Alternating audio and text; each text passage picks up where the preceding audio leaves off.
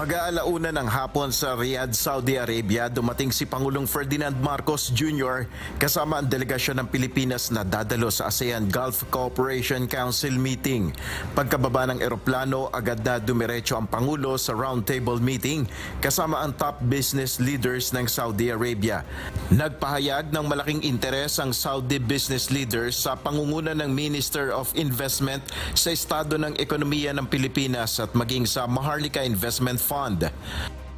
The Philippines, for those of you who don't know, is the world's 40th largest economy.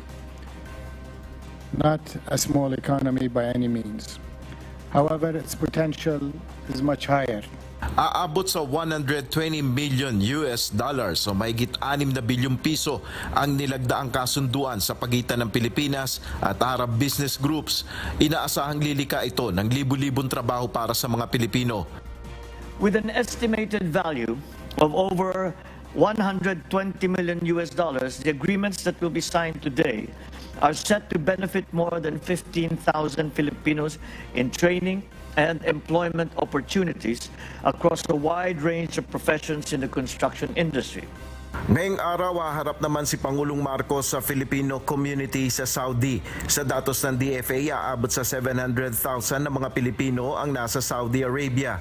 Dadalo rin ang Pangulo sa kauna-unahang ASEAN GCC Summit. Nel Maribuhok, UNTV News and Rescue. Diyos ang aming sandigan, serbisyo publiko ang aming pinahalagahan.